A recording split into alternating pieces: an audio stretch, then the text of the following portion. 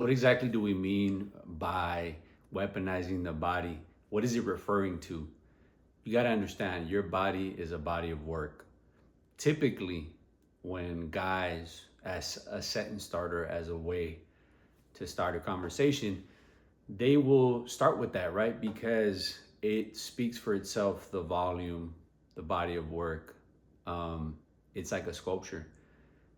These guys will ask me, typically they'll start with, do you go to the gym? Have you been working out more? I'm assuming more than usual. Things of that nature. And then what ends up happening is they ask me about frequency and things like that. But that's usually a way for guys to kind of start a conversation around exercise and working out. And it's typically guys that obviously don't work out or are not consistent enough for it to show. And so they're fascinated by that, right? But the evidence that they see in front of them. And I personally do my best to avoid wearing very fitted clothing. So people generally will probably think I have a belly, which is fine. I'm comfortable with that. I'm okay with not having to show the body of work. So I try my best not to show it. But that's the first question is, do you go to the gym? And I don't go to the gym, right? I don't have a gym membership for several reasons. One being I don't like the noise, the LED lights, and the labia. There's too much of it. There's too much distraction. The temperature controlled environments that bother me, and having to wait around for machinery. Um, and so I just much prefer to just go to the park and throw around my own weight and do calisthenics, and then I get to be out in nature. So there's also that for me. So that typically is a surprise to most people because they think, well, how did you get a build like that just doing body weight? And the reality is, like, my body just responded positively to the simple dips, push-ups, pull-ups, squats, lunges, just the compounds, the simple things, the fundamentals. And then if you want to add some stuff after that, that's fine. But I really just focused on that, and that's been my thing.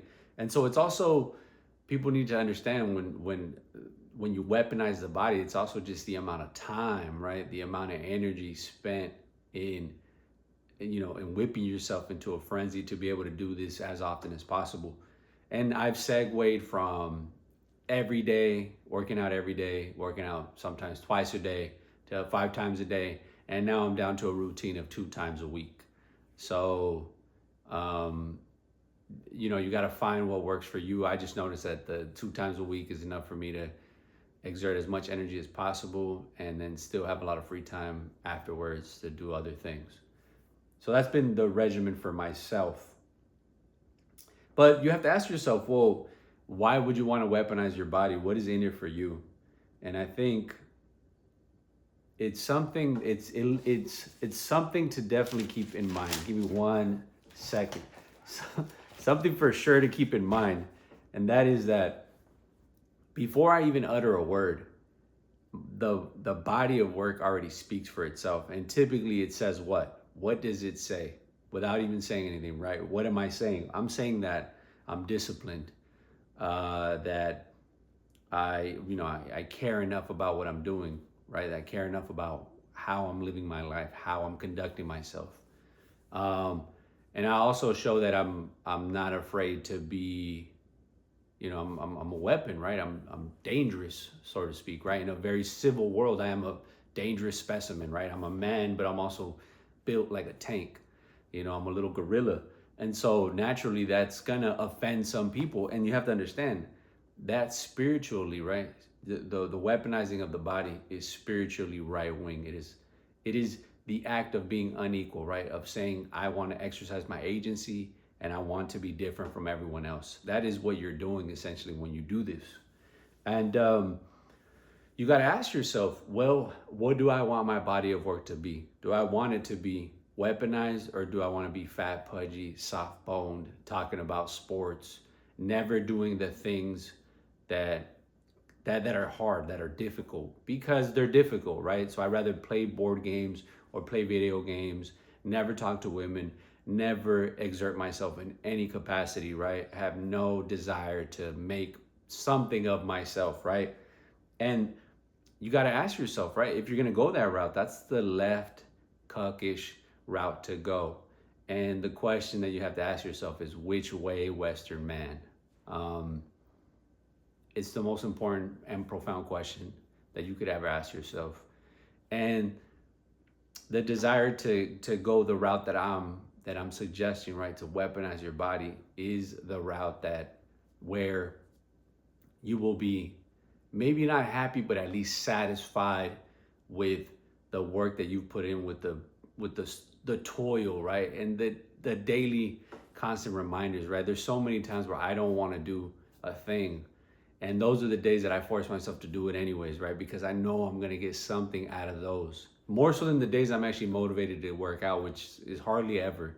At this point, it's just become clockwork for me. I've been consistently exercising for 10 years plus.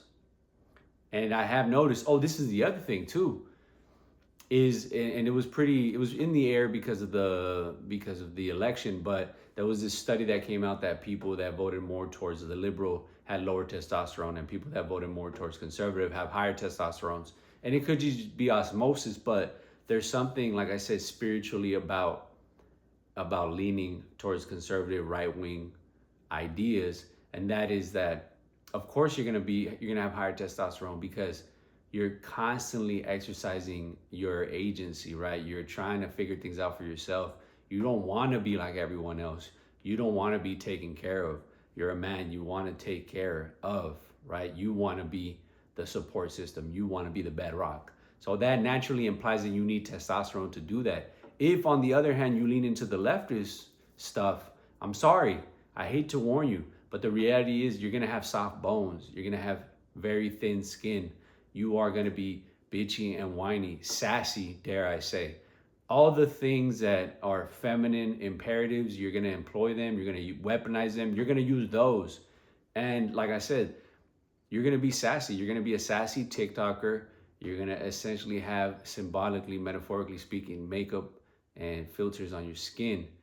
And that is because you've chosen to go the weak route, to go the route of the easy, the route that unfortunately is kind of laid out for you and paved for you. It's the route that you should go, right? Educationally speaking, it's what feels right.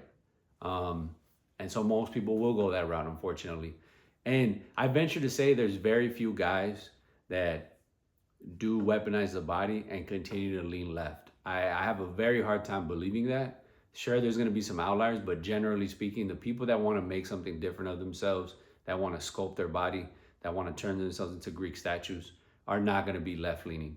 And that's the truth. So you got to ask yourself, which way, Western man? And I'll see you on the next one.